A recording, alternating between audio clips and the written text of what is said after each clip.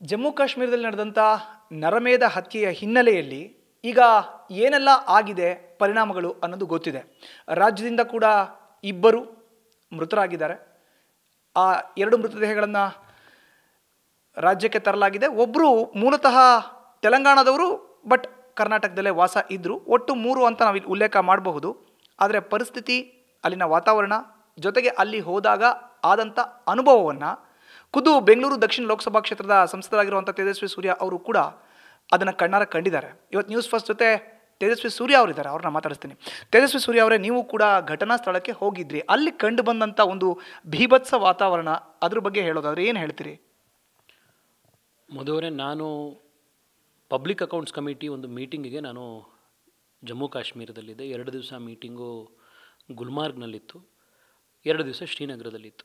Meeting ನಡೀತಾ ಇರುವಂಥ ಸಂದರ್ಭದಲ್ಲಿ ಮಧ್ಯದಲ್ಲಿ ಚೀಫ್ ಸೆಕ್ರೆಟರಿಯವರು ಅವ್ರಿಗೊಂದು ಕರೆ ಬಂತು, ಈ ಥರ ಅಟ್ಯಾಕ್ ಆಗಿದೆ ಅಂತ ಹೇಳಿ. ತಕ್ಷಣದಲ್ಲಿ ಅವರು ನಮ್ಮನ್ನು ಎಕ್ಸ್ಕ್ಯೂಸ್ ಮಾಡಿ, ನಾನು ಹೋಗಬೇಕಿದೆ, ಈ ಥರದ್ದು ಅಟ್ಯಾಕ್ ಆಗಿದೆ ಅಂತ ಹೇಳಿ ಹೊರಟರು. ಆ ಸಂದರ್ಭದಲ್ಲಿ ನಮಗೆ ಏನು, ಯಾವ ಸ್ಕೇಲಲ್ಲಾಗಿದೆ, ಏನು ಅಟ್ಯಾಕು, ಏನು ಅನ್ನೋದು ಗೊತ್ತಿರಲಿಲ್ಲ. 1 ಗಂಟೆ ಅರ್ಧ ಗಂಟೆ ಕಳೆಯುವಷ್ಟೊತ್ತಿಗೆ ಇದರ ಸ್ಕೇಲ್ ಏನು, ಯಾವ ಬರ್ಬರ ರೀತಿಯಲ್ಲಿ ಅಟ್ಯಾಕ್ ಆಗಿದೆ, ಇದೊಂದು ಮಸ್ಯಾಕರಲ್ಲಾಗಿದ್ದು, ಇದೆಲ್ಲವೂ ಗೊತ್ತಾಯಿತು. ಇನ್ನೂ ತಕ್ಷಣದಲ್ಲಿ ನಾವು ಹೊರಗಡೆ ಹೋಟೆಲಿಂದ ನೋಡ್ತಾ ಇದ್ದರೆ, ಈ ನಾವು ಸಿನಿಮಾದಲ್ಲಿ ಇದರೆಲ್ಲ ನೋಡ್ತೀವಲ್ಲ, ಅದರಲ್ಲೂ ಇಂಗ್ಲೀಷ್ ಸಿನಿಮಾಗಳಲ್ಲಿ ಒಂದು ಯುದ್ಧದ ಸೀನು ಆದಾಗ ಯಾವ ಥರದ್ದು ಇರುತ್ತೆ, ಮೇಲ್ಗಡೆ ಆರ್ಮಿ ಹೆಲಿಕಾಪ್ಟರ್ಗಳು ಓಡಾಡೋಕ್ಕೆ ಸ್ಟಾರ್ಟ್ ಆಯಿತು, ರಸ್ತೆಗಳಲ್ಲಿ ಸೈರನ್ಗಳ ಸೌಂಡು ಕೇಳಲಿಕ್ಕೆ ಸ್ಟಾರ್ಟ್ ಆಯಿತು, ಎಲ್ಲ ಆರ್ಮಿ ಕಾನ್ವಾಯ್ ವೆಹಿಕಲ್ಗಳು ಹಿಂದೆ ಮುಂದೆ ಓಡಾಡೋದಕ್ಕೆ ಶುರುವಾಯಿತು. ಅಷ್ಟೊತ್ತಿಗೆ ಟಿ ವಿಲಿ ಇದರಲ್ಲಿ ಎಲ್ಲ ಕಡೆನೂ ಈ ಥರ ಜನ ತೀರ್ಕೊಂಡಿದ್ದಾರೆ, ಭಾಳ ದೊಡ್ಡದಾಗಿ ಅಟ್ಯಾಕ್ ಆಗಿದೆ ಅಂತ. ನಾನು ಏರ್ಪೋರ್ಟಲ್ಲಿ ಇಳಿದಾಗಿಂದ ಅಲ್ಲಿ ಗುಲ್ಮಾರ್ಗ್ನಲ್ಲೂ ಮೀಟಿಂಗು, ಆ ಗಂಡೋಲ ಹತ್ರ ಹೋದಾಗ, ಎಲ್ಲ ಕಡೆ ಹೋದಾಗ್ಲೂ ಭಾಳಷ್ಟು ಜನ ನಮ್ಮ ಕನ್ನಡದವರು ಬಂದು ಮಾತನಾಡಿಸುವಂಥದ್ದಕ್ಕೆ, ಸೆಲ್ಫಿ ತೊಗೊಳೋದಕ್ಕೆ, ಸಹಜವಾಗಿ ಯಾರು ಕರ್ನಾಟಕದವರಲ್ಲಿದ್ದರೆ ಅವರಿಗೆ ಏನಾದ್ರು ಸಹಾಯ ಮಾಡಬೇಕು ಅನ್ನುವಂಥ ದೃಷ್ಟಿಲಿ ನಾನು ಫಸ್ಟು ನಮ್ಮ ಲೆಫ್ಟಿನೆಂಟ್ ಗವರ್ನರ್ ಮನೋಜ್ ಸಿನ್ಹಾ ಅವ್ರ ಆಫೀಸಿಗೆ ನಾನು ಮಾತನಾಡಿದೆ. ಆಗ ಸಾಯಂಕಾಲ ಇನ್ನೂ 3:30-4 ಗಂಟೆ ಅಷ್ಟೊತ್ತಿಗೆ ಜಸ್ಟು ಇನ್ನೂ ಸುದ್ದಿ, ನಾವು ಅಲ್ಲೇ ಮೀಟಿಂಗ್ನಲ್ಲಿ ಇದ್ದಿದ್ದರಿಂದ ಬಹುಶಃ ಫಸ್ಟ್ ನಮಗೆ ಗೊತ್ತಾಗಿದ್ದಿದ್ದು. ತಕ್ಷಣ ಲೆಫ್ಟಿನೆಂಟ್ ಗವರ್ನರ್ ಆಫೀಸಿಂದ ಕನ್ಫರ್ಮೇಷನ್ ಬಂತು, ಸಾವು ನೋವುಗಳಾಗಿದೆ, ಎಷ್ಟು ಅನ್ನೋದು ಏನು ನಮಗೆ ನಂಬರ್ಸ್ ಗೊತ್ತಿಲ್ಲ ಈಗ, ಬಟ್ ಕನ್ಫರ್ಮ್ಡ್ ಡೆತ್ಗಳಾಗಿದೆ ಹೀಗೆ ಅಂತ. ಅಲ್ಲಿ ನೀವು 1-2-3 ಜನ ನಂಬರ್ಗಳು ಕೊಟ್ಟರು. DIG ಸೌತ್ ಕಾಶ್ಮೀರದು, ಅಲ್ಲಿನ DC ಅವರದ್ದು, ಮತ್ತು SP ಅನಂತ್ನಾಗ್ DC ಅವರದ್ದು, ಮತ್ತು ಶ್ರೀನಗರ DC ಅವ್ರದ್ದೆಲ್ಲ ನಂಬರ್ಗಳನ್ನೆಲ್ಲ ಕೊಟ್ಟು ಇವ್ರಿಗೆ ಮಾತನಾಡಿ ನಮ್ಮ ಆಫೀಸಿಂದ ತಿಳಿಸಿದ್ದೀವಿ ಅಂತ. ನಾನೊಂದು 2 ವರ್ಷದ ಹಿಂದೆ ಯು ಮೋರ್ಚಾಯಿಂದ ಆರ್ಟಿಕಲ್ 370 ರದ್ದಾದ ತಕ್ಷಣದಲ್ಲಿ ನಾವೊಂದು ಬೈಕ್ ರ್ಯಾಲಿ ಮಾಡಿದ್ವಿ ಶ್ರೀನಗರದ ಲಾಲ್ ಚೌಕಿಂದ ಕಾರ್ಗಿಲ್ವರೆಗೆ. ಆವಾಗ ಅದನ್ನ ಇಡೀ ಆರ್ಗನೈಸ್ ಮಾಡೋಕ್ಕೆ ಮನೋಜ್ ಸಿನ್ಹಾ ಅವರೇ ಅದಕ್ಕೆ ಸಪೋರ್ಟ್ ಮಾಡಿದ್ದಿದ್ದು. ನಾನು ಅವ್ರ ಹತ್ರ ಫೋನಲ್ಲೂ ಮಾತನಾಡಿ ಹೇಳಿದೆ, ಈ ಥರ ಕರ್ನಾಟಕದವರು ಅದರಲ್ಲಿ ಸಿಗಾಕೊಂಡಿದ್ದಾರೆ ಅನ್ನುವಂಥದ್ದು ವಿಷಯ ಬರ್ತಾ ಇದೆ, ನಿಮ್ಮದೆಲ್ಲ ಸಹಕಾರ ಬೇಕಾದ ದೃಷ್ಟಿಯಲ್ಲಿ ಅಂತ. ಆದರೆ ಅಷ್ಟೊತ್ತಿಗೆ ಇನ್ನೂ ಯಾರು ಏನು ಆ ನಂಬರ್ಗಳ ಹೆಸರು ಏನೂ ಗೊತ್ತಾಗಿರಲಿಲ್ಲ. ಒಂದು 6 ಗಂಟೆ ಅಷ್ಟೊತ್ತಿಗೆ ನನಗೆ ಅಶೋಕ್ ಅವರು ಫೋನ್ ಮಾಡಿದ್ರು, ಇಲ್ಲಿ ಬೆಂಗಳೂರಿನಿಂದ ಫೋನ್ ಮಾಡಿ, ನಮ್ಮ ಶಿವಮೊಗ್ಗದ ಶಾಸಕರು ಚನ್ನಬಸಪ್ಪನವರು ನಿಮ್ಮನ್ನು ಮಾತಾಡ್ಸೋದಕ್ಕೆ ಟ್ರೈ ಮಾಡ್ತಾ ಇದ್ದಾರೆ, ಅವ್ರ ಹತ್ರ ಒಂದು ಸತಿ ನೀವು ಮಾತಾಡಿ ಅಂತ. ಸರಿ, ಚನ್ನಬಸಪ್ಪನವ್ರು ಹೇಳಿದ್ರು, ನಿಮ್ಮ ಫೇಸ್ಬುಕ್ ಪೋಸ್ಟ್ ನೋಡಿದ್ದೆ ನಾನು 2 ದಿವಸದಿಂದ ನೀವು ಕಾಶ್ಮೀರದಲ್ಲಿದ್ದೀರಾ ಅಂತ. ನಮ್ಮ ಊರಿನವರೊಬ್ಬಳು ಹುಡುಗಿ ಪಲ್ಲವಿ ಅಂತಿದ್ದಾರೆ, ಅವರ ಗಂಡ ಅಲ್ಲಿ ಇದರಲ್ಲಾಗಿದ್ದಾರೆ, ಅಟ್ಯಾಕ್ ಆಗಿದೆಯಂತೆ. ಅವ್ರಿಗಾಗಿ ಇನ್ನೂ ಕನ್ಫರ್ಮೇಷನ್ ಇರಲಿಲ್ಲ ಏನಾಗಿದೆ ಏನು ಅಂತ. ಅವ್ರ ನಂಬರ್ ಕಳಿಸ್ತೀವಿ, ನೀವು ಮಾತಾಡಿ ಅಂತ. ಅಷ್ಟೊತ್ತಿಗಾಗಲೇ ಮಂಜುನಾಥ್ ಅವ್ರು ತೀರ್ಕೊಂಡಿದ್ರು ಅನ್ನೋದು ಅವ್ರ ಮನೆಯವ್ರಿಗೆಲ್ಲ ಗೊತ್ತಾಗಿತ್ತು. ಅವ್ರ ಮನೆಯವ್ರು ಕೆಳಗಡೆ ಬಂದಿದ್ದರು, ಪಹಲ್ಗಾಮಿಂದ ಬೈಸಾರನ್ ಅನ್ನೋ ಜಾಗದಿಂದ ಕೆಳಗಡೆಗೆ ಬಂದಿದ್ರು ಅವ್ರು ಆಗಲೇ. ಬಟ್ ಫೋನ್ಗಳು ಆಫ್ ಆಗ್ತಿತ್ತು. ಪಾಪ ಅವರ ಡ್ರೈವರ್ ಒಬ್ಬ ಇದ್ದ, ಅವ್ರ ಡ್ರೈವರ್ ನಂಬರ್ ಕಳಿಸಿದ್ರು, ಅವ್ರ ಡ್ರೈವರ್ ಜೊತೆ ಕೋಆರ್ಡಿನೇಷನ್ ಮಾಡಿತು. ಅಷ್ಟಾಗೋ ಅಷ್ಟೊತ್ತಿಗೆ ಅನಂತ್ನಾಗ್ DC ಅವರು ಒಂದು 7 ಗಂಟೆ ಅಷ್ಟೊತ್ತಿಗೆ ಫೋನ್ ಮಾಡಿ ಹೇಳಿದ್ರು, ಬಾಡಿ ಐಡೆಂಟಿಫಿಕೇಷನ್ ಆಗಬೇಕಾಗಿದೆ ಅವ್ರ ಫ್ಯಾಮಿಲಿ ಕಡೆಯಿಂದ, ಬಟ್ ನಮ್ಮ ಕಡೆಯಿಂದ ನಮ್ಮ ಲಿಸ್ಟಲ್ಲಿ ಕರ್ನಾಟಕದಿಂದ 3 ಜನ ತೀರ್ಕೊಂಡಿದ್ದಾರೆ, 3 ಜನಕ್ಕೆ ಗಾಯ ಆಗಿದೆ, ಅವರನ್ನು ಹಾಸ್ಪಿಟ್ಲಿಗೆ ಶಿಫ್ಟ್ ಮಾಡಾಗಿದೆ, ಯಾರು ಫ್ಯಾಮಿಲಿ ಏನು ಅನ್ನೋದನ್ನು ಪತ್ತೆ ಹಚ್ಚಬೇಕಾಗಿದೆ ಅಂತ. ಅಷ್ಟೊತ್ತಿಗೆ ನನಗೆ ನಮ್ಮ ಮತ್ತಿಕೆರೆಯಿಂದ ನಮ್ಮ ಕಾರ್ಯಕರ್ತರು ಒಬ್ಬರು ಫೋನ್ ಮಾಡಿದ್ರು. ಅವ್ರು ಫೋನ್ ಮಾಡಿ, ಈ ಥರ ನಮ್ಮ ರೋಡಲ್ಲೇನೇ ಒಬ್ಬರು ಭರತ್ ಭೂಷಣ್ ಅಂತ ಇದ್ದರು, ಅವರು ಕೂಡ ಅಲ್ಲಿ ಸಿಗಾಕೊಂಡಿದ್ರಂತೆ, ಅವ್ರ ವೈಫ್ ಅಲ್ಲೇ ಇದ್ದಾರೆ, ಅವ್ರ ಹತ್ರ ಮಾತಾಡಿ ಅಂತ. ಅವರಿಗೆ ನಾನು 2-3 ಸತಿ ಸಂಪರ್ಕ ಮಾಡಿದೆ. ಈ ನಿಮ್ಮ ಪ್ರೀಪೇಯ್ಡ್ ಫೋನ್ ಇದ್ದರೆ ಕಾಶ್ಮೀರದಲ್ಲಿ ನೀವು ಹೋಗಿ ಲ್ಯಾಂಡ್ ಆಗಿದ ತಕ್ಷಣ ಪ್ರೀಪೇಯ್ಡ್ ಫೋನ್ ವರ್ಕ್ ಆಗೋಲ್ಲ, ಬರೀ ಪೋಸ್ಟ್ ಪೇಯ್ಡ್ ಮಾತ್ರ ವರ್ಕ್ ಆಗೋದು. ಇನ್ಯಾವುದೋ ಒಂದು ನಂಬರ್ ಕೊಟ್ಟರು. ಅವರ ಅತ್ತೆ ಸುಜಾತ ಅವರಿಗೆ ಕನೆಕ್ಟ್ ಮಾಡಿ ಫೋನ್ನಲ್ಲಿ ಮಾತನಾಡಿಸಿದ್ರು. ಅಷ್ಟೊತ್ತಿಗೆ ಅವರದ್ದು ನಂಬರು ಸಿಕ್ತು. ಅದಾದಮೇಲೆ ಮಧುಸೂದನ್ ಅವರ ಕುಟುಂಬದವರು, ಅವ್ರ ಸ್ನೇಹಿತರು ಸ್ಟ್ಯಾನ್ಲಿ ಅಂತ ಹೇಳಿ ಅವ್ರ ನಂಬರ್ ಒಂದು ಕೊಟ್ಟರು. ಅವ್ರನ್ನೆಲ್ಲ ಕೋಆರ್ಡಿನೇಟ್ ಮಾಡೋ ಅಷ್ಟೊತ್ತಿಗೆ ಅವರೆಲ್ಲೆಲ್ಲಿದ್ದರು, ಯಾವ ಜಾಗದಲ್ಲಿ ಇರೋದು ಅನ್ನೆಲ್ಲ ಗೊತ್ತಾಯಿತು. ಅಷ್ಟೊತ್ತಿಗೆ ರಾಜ್ಯ ಸರ್ಕಾರದಿಂದ ಮುಖ್ಯಮಂತ್ರಿಗಳು ಮುಖ್ಯ ಸಚಿವರ ಒಂದು ನಿರ್ದೇಶನದ ಮೇಲೆ ಅಲ್ಲೇ ಜಮ್ಮು ಕಾಶ್ಮೀರದಲ್ಲೇ ಚೇತನ್ ಅಂತ ನಮ್ಮ ಅಧಿಕಾರಿಗಳಿದ್ದರು, IPS ಅಧಿಕಾರಿ DIG ಅವರು, ಅವ್ರನ್ನೂ ಕೂಡ ಅದಕ್ಕೆ ನಿಯುಕ್ತಿ ಮಾಡಿದ್ರು. ನಾನು ತಕ್ಷಣ ಚೇತನ್ ಅವ್ರಿಗೂ ಫೋನ್ ಮಾಡಿದೆ. ರಾತ್ರಿ 10 ಗಂಟೆ ಸುಮಾರಿಗೆ ಸಂತೋಷ್ ಲಾಡ್ ಅವರನ್ನು ಡಿಪ್ಲಾಯ್ ಮಾಡಿದ್ರು. ನಾನು ತಕ್ಷಣ ಸಂತೋಷ್ ಲಾಡ್ ಅವ್ರಿಗೂ ರಾತ್ರಿಯೇ ಫೋನ್ ಮಾಡಿದೆ, ಎಷ್ಟೊತ್ತಿಗೆ ಬರ್ತಾಯಿದ್ದೀರಾ, ಏನು ಬೆಳಗ್ಗೆ ಮೀಟ್ ಮಾಡೋಣ ಅಂತ. ಆಗ ಇನ್ನೂ ಅವ್ರಿಗೆ ಹೇಗೆ ಬರ್ತಾರೆ ಎಷ್ಟೊತ್ತಿಗೆ ಅಂತ ಕ್ಲಾರಿಟಿ ಇರಲಿಲ್ಲ. ಅವರ ನಾನು ಪ್ರೈವೇಟ್ ಚಾರ್ಟರಲ್ಲಿ ಬರೋಕ್ಕೆ ಪ್ರಯತ್ನ ಮಾಡ್ತಾಯಿದ್ದೀನಿ ಹೀಗೆ ಅಂತ ಪಾಪ ತಿಳಿಸಿದ್ರು. ಅದಾದಮೇಲೆ ಬೆಳಗ್ಗೆ ರಾತ್ರಿ ಪೋಸ್ಟ್ ಮಾರ್ಟಮಿಗೆ ಬಾಡಿಗಳು ಹೋಗಬೇಕಿತ್ತು. ಚೇತನ್ ಅವರಿಗೆ ಪಲ್ಲವಿ ಅವರದ್ದು ಫೋನ್ ಸಂಪರ್ಕಕ್ಕೆ ಸಿಗ್ತಿರಲಿಲ್ಲ. ಏಕೆಂದರೆ ಅಲ್ಲಿ ಅವ್ರ 2-3 ನಂಬರ್ ಇತ್ತು, ಒಂದು ಪ್ರೀಪೇಯ್ಡ್ ಆಫ್ ಆಗಿತ್ತೇನೋ, ಇನ್ನೊಂದು ಎದಿತ್ತು.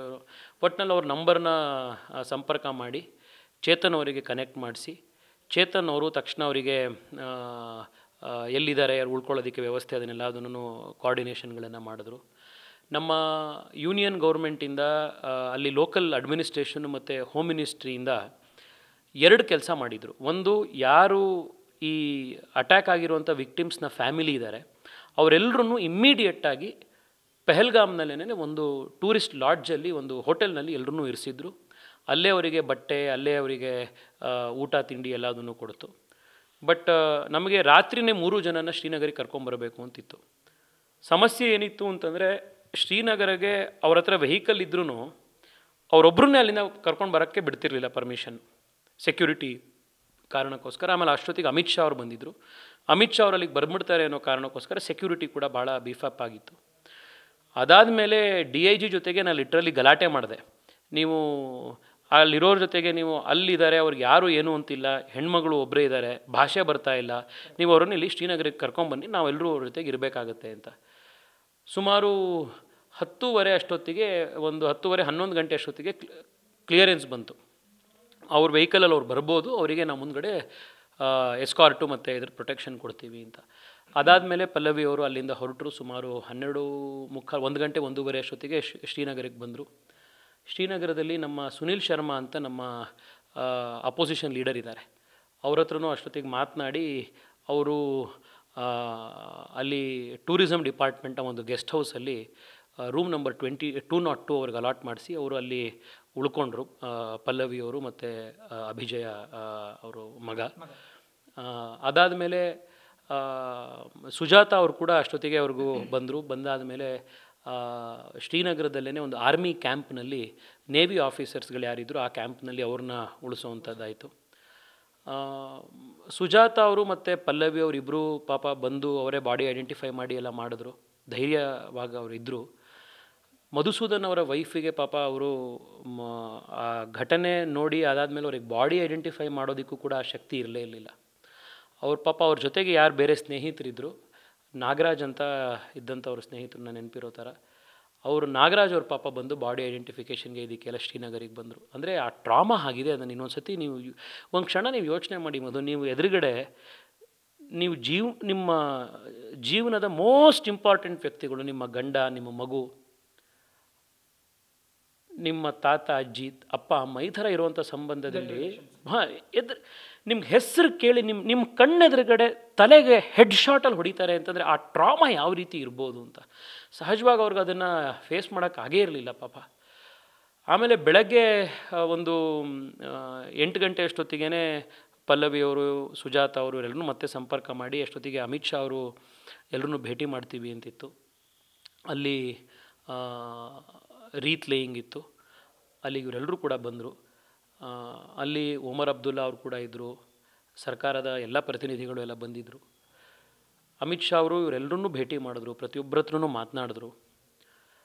ಆದರೆ ಏನು ಸಾಂತ್ವನ ಹೇಳೋದು ಬಿಟ್ಟರೆ ಇನ್ನೇನು ಹೇಳಲಿಕ್ಕೆ ಸಾಧ್ಯ? ಯಾರಿಗಾದರೆ ನೀವು ಹೋದ ಜೀವನಂತೂ ತೊಗೊಂಬರೋಕ್ಕಾಗೋದೇ ಇಲ್ಲ. ಬಟ್ ಒಂದು ವಿಶ್ವಾಸ ಎಲ್ರಿಗೂ ಕೈ ಹಿಡಿದು ಅವರೊಂದು ವಿಶ್ವಾಸ ಕೊಟ್ಟರು. ಕೇಂದ್ರ ಸರ್ಕಾರ ಆದಷ್ಟು ಬೇಗ ಇದಕ್ಕೆ ಅವ್ರಿಗೆ ಅರ್ಥ ಆಗುವಂಥ ಭಾಷೆಯಲ್ಲಿ ನಾವು ನ್ಯಾಯ ಒದಗಿಸ್ತೀವಿ ಅನ್ನುವಂಥ ಭರವಸೆ ಕೊಟ್ಟರು.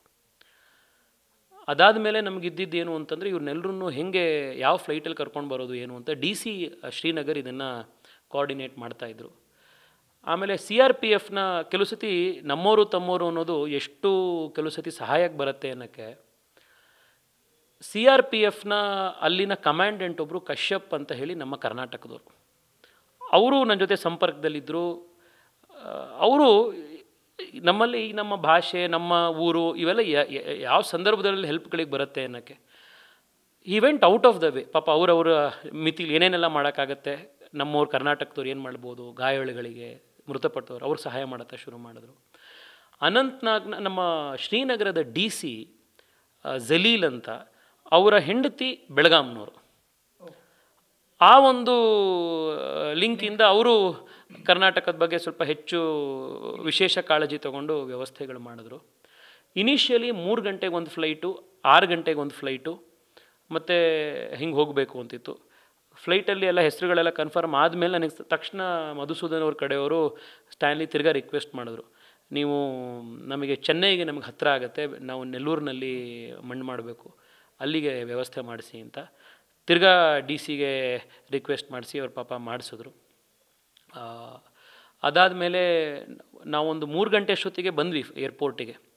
ಇವ್ರನ್ನೆಲ್ಲರೂ ಕರ್ಕೊಂಡು ಬಂದು ನಾನು ನೆನ್ನೆ ಮಧ್ಯಾಹ್ನ ಶ್ರೀನಗರ್ ಏರ್ಪೋರ್ಟಲ್ಲಿ ಸಮಸ್ಯೆ ಏನಾಗ್ಬಿಡ್ತು ಅಂತಂದರೆ ಈ ಅಟ್ಯಾಕ್ ಎಲ್ಲ ಆದಮೇಲೆ ಯಾರು ಟೂರಿಸ್ಟ್ಗಳು ಎಲ್ಲ ಬೇರೆ ಬೇರೆ ಶ್ರೀನಗರದಲ್ಲಿ ಎಲ್ಲ ಕಡೆ ಇದ್ರು ಅವರೆಲ್ಲರೂ ಸಹಜವಾಗಿ ಪ್ಯಾನಿಕ್ ಆಗಿಬಿಟ್ಟು 2-3 ದಿವಸ ನಂತರ ಇದ್ದಿದ್ದು ಫ್ಲೈಟ್ ಇರ್ಬೋದು, ರಾತ್ರಿ 10 ಗಂಟೆಗೆ ರಿಟರ್ನ್ ಫ್ಲೈಟ್ ಇತ್ತು, ಎಲ್ಲರೂ ಏರ್ಪೋರ್ಟಿಗೆ ಬಂದುಬಿಟ್ರು. ಒಂದು 50,000 ಜನ ಇದ್ದರು ಏರ್ಪೋರ್ಟಲ್ಲಿ. ನಿಮಗೆಲ್ಲಿ ಎಂಟ್ರಿ ಒಳಗೆ ಕೂರಕ್ಕೆ ನಿಲ್ಲಕ್ಕೆ ಜಾಗ ಇಲ್ಲ. ಬಟ್ ಅಲ್ಲಿ ಕರ್ನಲ್ ಅನಿಲ್ ಅಂತ ಒಬ್ಬರು ನಮಗೆ ಮುಂಚೆಯಿಂದ ಪರಿಚಯ ಇತ್ತು. ಪಾಪ ಅವರು ನಾನು ಕಾಶ್ಮೀರ್ ಮೀಟಿಂಗ್ ಹೋಗಿದ್ದ ದಿವಸದಿಂದನೇ ಫೋನ್ ಮಾಡ್ತಾಯಿದ್ರು, ಸರ್ ನಿಮ್ಮ ಫ್ಯಾನ್ ನಾನು, ನಿಮ್ಮನ್ನು ಮೀಟ್ ಮಾಡಬೇಕು ಅಂತ.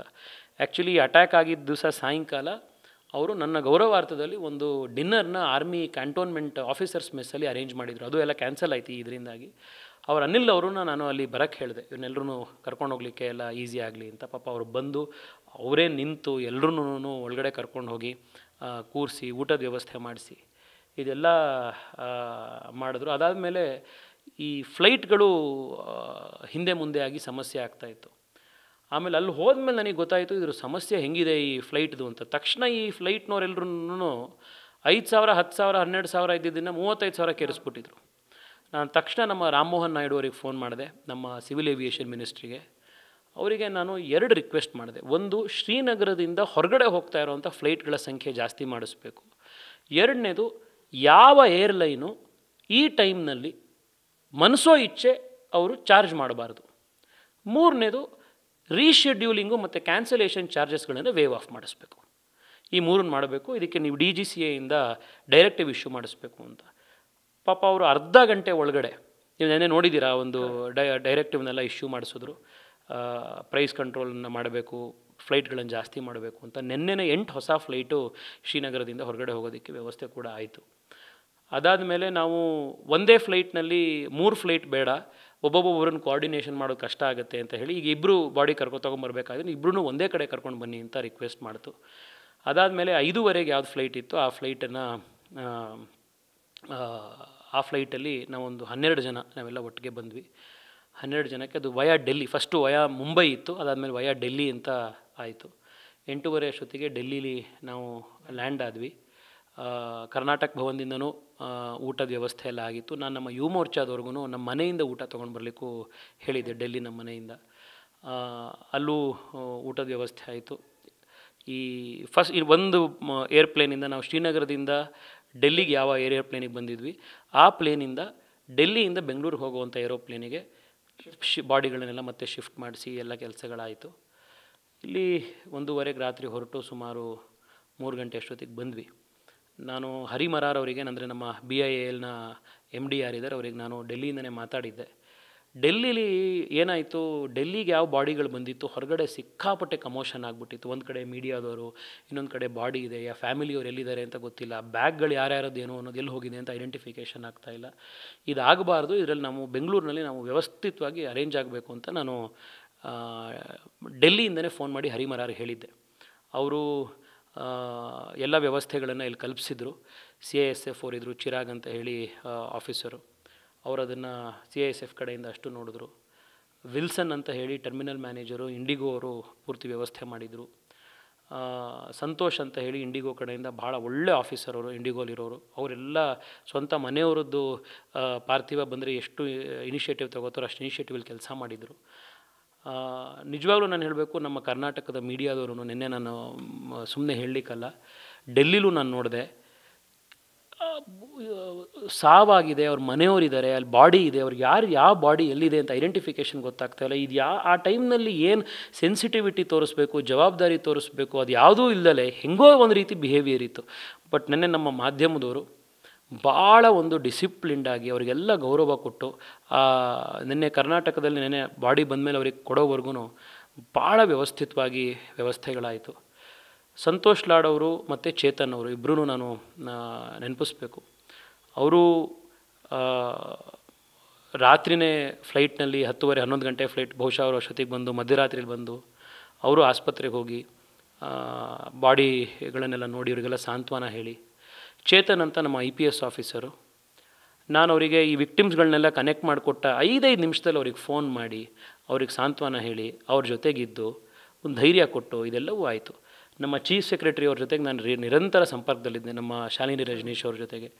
ಅವರು ಪಾಪ ಇಮ್ಮಿಡಿಯೇಟಾಗಿ ಎಲ್ಲ ಸಂದರ್ಭದಲ್ಲೂ ರೆಸ್ಪಾಂಡ್ ಮಾಡಿ ಮಾಡಿಸ್ತಾಯಿದ್ರು. ಇದೆಲ್ಲ ಒಂದು ಕಲೆಕ್ಟಿವ್ ಎಫರ್ಟು.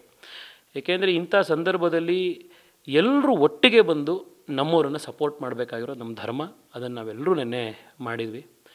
ನೆನ್ನೆ ನನಗೆ ಭಾಳ ಸಂತೋಷ ಆಗಿದ್ದೇನು ಅಂತಂದರೆ, ಅಥವಾ ಯಾಕೆಂದರೆ ಈ ಥರದ್ದು ಸಾರ್ವಜನಿಕ ಜವಾಬ್ದಾರಿಗಳು ಬಂದಾಗ ನಮ್ಮ ಮನೇದು ಯಾವುದು ಕೆಲಸ ಇರುತ್ತೋ ಅಷ್ಟೇ ಶ್ರದ್ಧೆಯಿಂದ ನಾವು ಸಮಾಜದ ಕೆಲಸ ಮಾಡಬೇಕು. ನಿನ್ನೆ ಪಲ್ಲವಿಯವರು ಮತ್ತು ಸುಜಾತ ಅವರು ಬಾಡಿ ತೊಗೊಂಡು ಹೊರಡೋ ಅಷ್ಟೊತ್ತಿಗೆ ನನ್ನ ಕೈ ಹಿಡಿದು ಇಬ್ಬರು ಕಣ್ಣೀರು ಹಾಕ್ತಾ, ಯಾವ ಜನ್ಮದಲ್ಲಿ ನೀವು ನನಗೆ ಅಣ್ಣ ಆಗಿದ್ರೋ ತಮ್ಮ ಆಗಿದ್ರೋ ಗೊತ್ತಿಲ್ಲ, ಆದರೆ ಮೊನ್ನೆ ಸಾಯಂಕಾಲದಿಂದ ಇವತ್ತು ಬೆಳಗ್ಗೆ ಮುಂಜಾವಿನ ತನಕ ಇಡೀ ಹೊತ್ತು ನೀವು ನಮ್ಮ ಜೊತೆಗೆ ಒಂದೊಂದು ನಿಮಿಷವೂ ಜೊತೆಗಿದ್ದು ಸಹಾಯ ಮಾಡಿದ್ರಿ. ನಮಗೆ ಎಲ್ಲಿ ಹೋಗಬೇಕು, ಲೆಫ್ಟು ರೈಟು ಗೊತ್ತಾಗ್ತಿರಲಿಲ್ಲ. ಇಂಥ ಸಮಯದಲ್ಲಿ ನಿಮ್ಮ ಜೊತೆಗಿದ್ರಿ ಅಂಥೇಳಿ ಪಾಪ ಕಣ್ಣೀರು ಹಾಕ್ಕೊಂಡು ಅವರ ಒಂದು ರೀತಿ ಆಶೀರ್ವಾದ ಮಾಡಿದ್ರು. ಸಾರ್ವಜನಿಕ ಜೀವನದಲ್ಲಿರುವಂಥ ಸಂದರ್ಭದಲ್ಲಿ ಇದೇ ನಮಗೆಲ್ರಿಗೂ ಒಂದು ಭಾಳ ದೊಡ್ಡ ಶ್ರೀರಕ್ಷೆ, ಇದೆ ನಮಗೆ ಆಶೀರ್ವಾದ.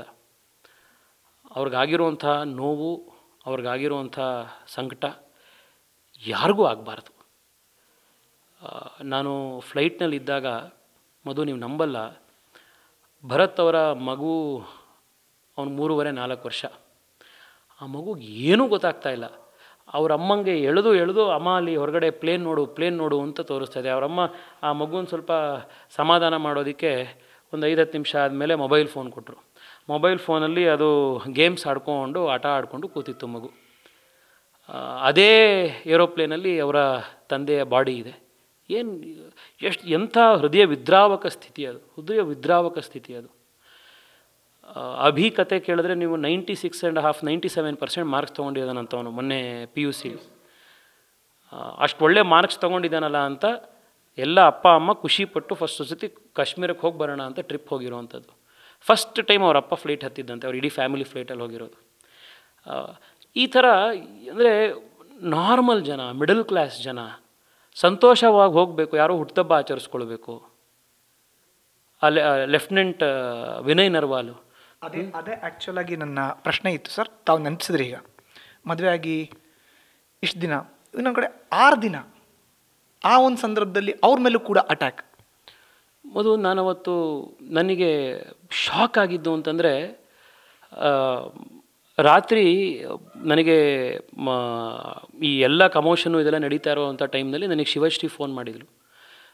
ಎಲ್ಲಿದೆಯಾ, ಸೇಫ್ ಆಗಿದೆಯಾ, ಏನು ಸಮಸ್ಯೆ, ಅದು ಆರಾಮಾಗಿದೆಯಾ ಅಂತ. ಹಾಗೆ ಮಾತಾಡ್ತಾ ಇರಬೇಕಾದ್ರೆ ಸಹಜವಾಗಿ ವಿನಯ್ದು ವಿಷಯ ಬಂತು. ನಾವು ಅದೇ ಮಾತಾಡ್ಕೊಂಡ್ವಿ. ನಮ್ದು 1 ತಿಂಗಳಾಗಿದೆ ಮದುವೆ ಆಗಿ. ಎಷ್ಟು ಒಂದು ಜೀವನದೊಂದು ಹೊಸ ಅಧ್ಯಾಯ, ಹೊಸ ಕನಸುಗಳು, ಏನೋ ಒಂದು ಹೊಸದು ಪ್ರಾರಂಭ ಮಾಡಬೇಕು, ಹೊಸ ಜೀವನ ಕಟ್ಟಿಕೊಳ್ಬೇಕು. 6 ದಿವಸ ಆಗಿದೆ. 6 ದಿವಸ ಆಗಿರೋವಂಥ ಹೆಣ್ಣುಮಗಳು ಹನಿಮೂನ್ಗೆ ಹೋದವಳು ವಾಪಸ್ ಬರಬೇಕಾದ್ರೆ ಗಂಡನ ಬಾಡಿ ತೊಗೊಂಡು ಬರಬೇಕು ಅಂತಂದರೆ ಎಂಥ ಆ ಸ್ಥಿತಿ ಇಮ್ಯಾಜಿನ್ ಮಾಡಿ ಹೇಗಿರುತ್ತೆ ಅಂತ. ಅವತ್ತೇನಾಯಿತು, ಮೊನ್ನೆ ಬೆಳಗ್ಗೆ ಆ ಹೆಣ್ಮಗಳು ಅವ್ರ ತಂದೆ ಜೊತೆಗೆ ಮತ್ತು ವಿನಯ್ನ ತಂಗಿ, ಅವಳೇ ಮೊನ್ನೆ ಬೆಂಕಿ ಇದೆಲ್ಲ ಮಾಡಿದ್ದು, ಸಂಸ್ಕಾರದ ಮಾಡಿದ್ದು. ಅವರಿಬ್ಬರು ಪಾಪ ಇದ್ದರು, ಅವರಿಗೆ ಡೆತ್ ಸರ್ಟಿಫಿಕೇಟು ಸಿಗ್ತಿರಲಿಲ್ಲ. ಸರಿ, ನಾನೇ ಅಲ್ಲಿ ಡಾಕ್ಟರ್ ಸಂದೀಪ್ ಅಂತ ಹೇಳಿ ಆಂಧ್ರ ಪ್ರದೇಶನ ಕಾಡರ್ನ ಒಬ್ಬರು IPS ಆಫೀಸರ್ ಇದ್ದರು, ಅವರೇ ಈ ಡೆತ್ ಸರ್ಟಿಫಿಕೇಟ್ಸ್ಗಳೆಲ್ಲದನ್ನು ಕೋಆರ್ಡಿನೇಷನ್ ಮಾಡ್ತಾಯಿದ್ದು. ನಾನೇ ಅವರಿಬ್ಬರು ಹೆಣ್ಮಕ್ಳನ್ನ ಕರ್ಕೊಂಡೋಗಿ ಅವ್ರ ಹತ್ರ ಮಾತನಾಡಿಸಿ ಅವ್ರು ಇವಾಗ ಪ್ರಾವಿಷನಲ್ ಸರ್ಟಿಫಿಕೇಟು ಅಂತಂದು ಹೆಸರು ಬರೆಸಿ ಸೈನ್ ಮಾಡಿಸಿ ಅದನ್ನೆಲ್ಲ ಮಾಡಿ ಕೊಟ್ಟರು. ಮ್ಯಾರೇಜ್ ಸರ್ಟಿಫಿಕೇಟೇ ಮಾಡಿಸಿಲ್ಲ. ಮದುವೆಯಾಗಿ 6 ದಿವಸ ಆಗಿದೆ. ಅಲ್ಲಿ ಅವ್ರ ಅಧಿಕಾರಿ ಕೇಳ್ತಾ ಇದ್ದಾರೆ, ಮ್ಯಾರೇಜ್ ಸರ್ಟಿಫಿಕೇಟು ಕೊಡಿ, ರಿಲೇಷನ್ಶಿಪ್ದು ಏನೋ ಇದ್ರು. ಮ್ಯಾರೇಜ್ ಸರ್ಟಿಫಿಕೇಟ್ ಮಾಡಿಸಿಲ್ಲ ಮಧು, ಡೆತ್ ಸರ್ಟಿಫಿಕೇಟ್ ಕಲೆಕ್ಟ್ ಮಾಡ್ಕೊಳ್ಬೇಕಾಗಿದೆ ಗಂಡಂದು. ಯಾವ ಸ್ಥಿತಿ ಇದು ಯೋಚನೆ ಮಾಡಿ ನೀವು. ಆಮೇಲೆ ಅವ್ರು ಸಂದೀಪ್ ಅವ್ರಿಗೆ ನಾನೇ ಹೇಳಿ ಒಂದು ನಿಮಿಷ ಅವ್ರಿಗೆ ಹೇಳಪ್ಪ, ಇದನ್ನು ಎಂಥ ಪ್ರಶ್ನೆಗಳಿವೆಲ್ಲ ಕೇಳಬಾರ್ದು, ಇದನ್ನು ಇಲ್ಲಿ ಮಾಡಿ ಅಂಥೇಳಿ ಅವ್ರನ್ನ ಸರ್ಟಿಫಿಕೇಟು ಅವ್ರ ಕೈ ಕೊಡಿಸಿ, ಗೌರವ್ ಗೌತಮ್ ಅಂತ ನಮ್ಮ ಯುವ ಮೋರ್ಚಾದ ನ್ಯಾಷನಲ್ ಸೆಕ್ರೆಟ್ರಿ ಇದ್ದಾರೆ, ಈಗ ಹರಿಯಾಣ ಸರ್ಕಾರದಲ್ಲಿ ಲಾ ಮಿನಿಸ್ಟರ್ ಇದ್ದಾರೆ, ಯಂಗ್ MLA, ಅವ್ರಿಗೆ ಮಾತನಾಡಿ ಅವ್ರ ಬಾಡಿನ ಇವರು ಕರ್ನಾಲ್ನಲ್ಲಿ ನೀವೆಲ್ಲ ಸಭೆ ಮಾಡಿ ಅವನ್ನೆಲ್ಲ ಕರ್ಕೊಂಡು ಹೋಗಬೇಕು ಅಂಥೇಳಿ, ಹರಿಯಾಣದಲ್ಲಿ ಡೆಲ್ಲಿ ಏರ್ಪೋರ್ಟಲ್ಲಿ ಲ್ಯಾಂಡ್ ಆದಮೇಲೆ ಕರ್ಕೊಂಡು ಹೋಗಬೇಕು ಅಂಥೇಳಿ ಅವ್ರನ್ನ ಕನೆಕ್ಟ್ ಮಾಡಿಕೊಟ್ಟು ಅವ್ರ ವ್ಯವಸ್ಥೆ ಮಾಡಿಸಿ. ಬಟ್ ಭಾಳ ಬೇಸರದ ಸಂಗತಿ ಮಧು ಇದು. ಸರ್, ಈಗ ನೀವು ವಿನಯ್ ವಿಚಾರ ಮಾತಾಡಿದ್ರಿ, ಮ್ಯಾರೇಜ್ ಸರ್ಟಿಫಿಕೇಟ್ ಆಗಿಲ್ಲ, ಡೆತ್ ಸರ್ಟಿಫಿಕೇಟ್ ಬರೆಸ್ಕೊಂಡ್ರು ಅಂತ. ಕರ್ನಾಟಕದ ಮಂಜುನಾಥ್ ರಾವ್ ಅವರ ಪರಿಸ್ಥಿತಿನೂ ಇದೆ. ಯಾವಾಗ ತನ್ನ ಗಂಡನಿಗೆ ಗುಂಡೇಟ್ ಬಿತ್ತೋ, ಅವ್ರು ಇಲ್ಲ ಅನ್ನೋದು ಗೊತ್ತಾಯ್ತೋ, ತಕ್ಷಣವೇ ಪಲ್ಲವಿ ಒಂದು ಮಾತು ಹೇಳ್ತಾರಂತೆ, ನನ್ನೂ ಕೂಡ ಸಾಯಿಸ್ಬಿಡಿ. ಆ ಮಾತು ತಮ್ಮ ಹತ್ರ ಹೇಳಿದಾಗ ಏನು ಸರ್ ಆಕೆಯ ಮನಸ್ಥಿತಿ? ಮಧು, ಇದನ್ನು ಅಲ್ಲ, I don't have any words to explain. ಇದು ನೀವು ಏನಂತ ಎಕ್ಸ್ಪ್ಲೇನ್ ಮಾಡ್ತೀರಿ? ನಾನು ನಿನ್ನೆ ಆ್ಯಕ್ಚುಲಿ ಪ್ಲೇನಲ್ಲಿ ಕೂತಾಗ ನನ್ನ ತಲೆಯಲ್ಲಿ ಇದೇ ಓಡ್ತಿದ್ದು, ಆ 10 ಸೆಕೆಂಡ್ ಹೇಗಾಗಿರ್ಬೋದು ಅಂತ. ನಾವು ಈ ಇಂಗ್ಲೀಷ್ ಸಿನಿಮಾಗಳಲ್ಲೆಲ್ಲ ನೋಡಿರ್ತೀವಿ ಅದನ್ನು, ಈ ಪಾಯಿಂಟ್ ಬ್ಲ್ಯಾಂಕಲ್ಲಿ ಶೂಟ್ ಮಾಡೋದು, ಯಾವುದೋ ಸಿನಿಮಾದಲ್ಲಿ ಡಬ್ ಅಂತ ಹೆಂಗೆ. ಬಟ್ ಎಕ್ಸಾಕ್ಟ್ ನಿಮ್ಮ ಎದುರುಗಡೆ ರೈಟ್ ಬಿಫೋರ್ ಯುವರ್ ಐಸ್ ನಿಮ್ಮ ಮಗ ನೀವು ನಿಂತಿರೋ ಟೈಮ್ನಲ್ಲಿ ನಿಮ್ಮ ಗಂಡನ ತಲೆ ಚೂರಾಗೋ ಥರ ಹೊಡಿತಾರೆ ಅಂತಂದಾಗ ಅದು ನೀವು ನೋಡಿದ್ದೀರಾ ಅಂತಂದರೆ, how do you even recover from that trauma ಅಂತ? How do you even recover? ನನಗೆ ನಿಜವಾಗ್ಲೂ ಗೊತ್ತಿಲ್ಲ. ಬರುವಂಥ ದಿವಸದಲ್ಲಿ ಈ 26 ಜನದ ಫ್ಯಾಮಿಲಿಗಳಿಗೆ ನಾವೆಲ್ಲರೂ ಸಮಾಜವಾಗಿ ಅವರಿಗೆ ಎಲ್ಲ ಥರ ಸಪೋರ್ಟ್ ಮಾಡಬೇಕು. ಅವರಿಗೆ ಮಾನಸಿಕವಾಗಿ ಅವ್ರಿಗೆ ಶಕ್ತಿ ಕೊಡೋದಿರ್ಬೋದು, ಅವ್ರಿಗೆ ಆರ್ಥಿಕವಾಗಿ ಅವ್ರ ಜೊತೆಗೆ ನಿಂತ್ಕೊಳ್ಳೋದಿರ್ಬೋದು. Because what they have gone through is something barbaric. ಇದು ಮನುಷ್ಯರಾಗಿ ಅದನ್ನು ಅರ್ಥನೇ ಮಾಡ್ಕೊಳಕ್ಕಾಗ್ದಲೇ ಇರುವಂಥ ಒಂದು ಇದು. ಆಮೇಲೆ ಅವ್ರು ಹೇಳ್ತಾ ಇದ್ರಲ್ಲ, ನೀವು ಹಿಂಗೆ ನೋಡೋದ್ರಂತೆ ಯಾರೊಬ್ರು ಇನ್ನೂ ಚೂರು ಉಸಿರಾಡ್ತಾ ಇದ್ರು ಇದು ಅಂತಾನೆ ಇನ್ನೊಂದು ಸತಿ ಹೊಡೆದು ಕೊಂದಿರೋ ಅಂಥದ್ದು. ಪ್ರತಿಯೊಬ್ಬರಿಗೂ ನೀನು ಯಾವ ಧರ್ಮ ಅಂತ ಕೇಳಿ, ನೀನು ಹಿಂದೂನಾ ಮುಸ್ಲಿಮ ಅಂತ ಕೇಳಿ ಹೊಡೆದಿರೋ ಅಂಥದ್ದು. ಅವರ ಲೈಫ್ ಟೈಮ್ನಲ್ಲಿ ಇದರಿಂದ ಹೊರಗಡೆ ಬರೋಕ್ಕಾಗೋದಿಲ್ಲ. ಆಮೇಲೆ ಚಿಕ್ಕ ಮಕ್ಕಳುಗಳಿದಾರಲ್ಲ, 6 ವರ್ಷ 12 ವರ್ಷ ಈ ವಯಸ್ಸಿನವರೆಲ್ಲ, ಅವ್ರಿಗೆ ಯಾವ ಥರದ್ದು ಇದು ಟ್ರಾಮಾ ಎಷ್ಟು ವರ್ಷಗಳ ಕಾಲ ಅವ್ರ ಮನಸ್ಸಿನಲ್ಲಿ ಇದೇ ಥರದ್ದು ಆಗುತ್ತೆ ಅನ್ನೋದು ಗೊತ್ತಾಗಲ್ಲ. It's a very very difficult time. Sir, ಈ ಒಂದು ಇನ್ಸಿಡೆಂಟ್ ಆದಮೇಲೆ ಪ್ರಧಾನಿ ನರೇಂದ್ರ ಮೋದಿ ಅವರು ಕ್ಯಾಬಿನೆಟ್ ಸಭೆನ ಕರೆದ್ರು. ಪ್ರಮುಖವಾಗಿ 5 ಅಜೆಂಡಾಗಳನ್ನು, ನಿರ್ಧಾರಗಳನ್ನು ತೆಗೆದುಕೊಂಡ್ರು. ಆದಮೇಲೆ ಇವತ್ತೊಂದು ಆಲ್ ಪಾರ್ಟಿ ಮೀಟಿಂಗ್, ಸರ್ವಪಕ್ಷ ಸಭೆ ಮುಂಬರುವಂಥ ದಿನದಲ್ಲಿ ಕೇಂದ್ರ ಸರ್ಕಾರದಲ್ಲಿ ತಾವು ಕೂಡ ಆಡಳಿತ ಪಕ್ಷದ ಸಂಸದರಾಗಿ ಇದನ್ನು ಸರ್ಕಾರದ ಮುಂದೆ ಯಾವ ರೀತಿ ಇಡ್ತೀರಿ, ಜೊತೆಗೆ ಯಾವ ಸ್ಟೆಪ್ಸ್ ಇರಬಹುದು ಅಂತ ನಿಮ್ಗೆ ಅನ್ಸುತ್ತೆ ತಮ್ಮ ಅನುಭವದಲ್ಲಿ? ಇದರಲ್ಲಿ ನನಗನ್ಸುವಂಥದ್ದು ಸರ್ಕಾರ ತಗೊಳ್ಬೇಕಾಗಿರುವಂಥ ಕ್ರಮಗಳು. ಅದನ್ನೀಗಾಗಲೇ ನಿನ್ನೆ ಒಂದಿಷ್ಟು ರಾಜತಾಂತ್ರಿಕವಾದಂಥ ವಿಚಾರಗಳನ್ನು ನಿನ್ನೆ ತಗೊಂಡಿದೆ. ಇನ್ನೂ ಇವತ್ತಾಗಲೇ ಪ್ರಧಾನಮಂತ್ರಿಗಳು ಮಾತನಾಡ್ತಾ ಭಾಷಣದಲ್ಲಿ ಹೇಳಿದ್ದಾರೆ, ಯಾರ್ಯಾರು ಟೆರರಿಸ್ಟ್ಗಳಿದ್ದಾರೆ ಮತ್ತು ಟೆರರಿಸ್ಟ್ಗಳ ಹಿಂದಿರುವಂಥ ಶಕ್ತಿಗಳಿದೆ, ಹ್ಯಾಂಡ್ಲರ್ಸ್ ಇದ್ದಾರೆ, ಅವರೆಲ್ಲರೂ ಹುಡುಕ್ತೀವಿ, ಟ್ರ್ಯಾಕ್ ಮಾಡ್ತೀವಿ, ಅವ್ರ ಕಲ್ಪನೆಯೂ ಮಾಡ್ಕೊಳ್ದಲೇ ಆಗಕ್ಕಾಗ್ದಲೇ ಇರುವಂಥ ಮಟ್ಟದ ಶಿಕ್ಷೆ ನಾವು ಅವ್ರಿಗೆ ಕೊಡ್ತೀವಿ ಅಂತ ನಮ್ಮ ಪ್ರಧಾನಿಗಳದನ್ನು ಮಾಡೇ ಮಾಡ್ತಾರೆ ಅನ್ನುವಂಥ ನಂಬಿಕೆ ನಮಗಿದೆ. ನಾವು ಸರ್ಕಾರದ ಜೊತೆಗೆ ಈ ಸಂದರ್ಭದಲ್ಲಿ ನಾವು ನಿಂತ್ಕೊಳ್ಬೇಕಾಗಿದೆ. ನಮ್ಮ army it's an extremely professional organisation, ಭಯಂಕರ ಕೆಪಾಸಿಟಿ ಇರುವಂಥ ಆರ್ಗನೈಸೇಷನ್ ಇದು. Indian army is one of the best in the world. ನಮ್ಮ ಆರ್ಮಿಯವರು ಅವರಿಗೆ ಸರಿ ಅನ್ನಿಸಿದಂಥ ಸಂದರ್ಭದಲ್ಲಿ, ಸರಿ ಅನ್ನಿಸಿದಂಥ ಸಮಯದಲ್ಲಿ, ಸರಿ ಅನ್ನಿಸಿದಂಥ ರೀತಿಯಲ್ಲಿ ಉತ್ತರ ಕೊಡ್ತಾರೆ. ಅವ್ರಿಗೆ ನಾವು ಅಂಥ ಒಂದು ಶಕ್ತಿಯನ್ನು ಕೊಡಬೇಕು. ಬಟ್ ಸಮಾಜವಾಗಿ ನಾವೆಲ್ಲರೂ ಮಾಡಬೇಕಾಗಿರೋದು ಇನ್ನೊಂದಿದೆ. ಇವ್ರು ಅಟ್ಯಾಕ್ ಮಾಡಿದ್ದಿದೆಯಲ್ಲ ಈ ಸತಿ, ಇದು ಸರ್ಕಾರದ ಮೇಲೆ ಮಾಡಿರೋ ಅಟ್ಯಾಕ್ ಅಷ್ಟೇ ಅಲ್ಲ. ಇದು ಅಂದರೆ ಆರ್ಮಿ ಮೇಲೋ CRPF ಮೇಲೋ ಸರ್ಕಾರದ ಯಾವುದೋ ಒಂದು ಇನ್ಸ್ಟಾಲೇಷನ್ ಮೇಲೋ ಅಟ್ಯಾಕ್ ಮಾಡಿದ್ದಲ್ಲ.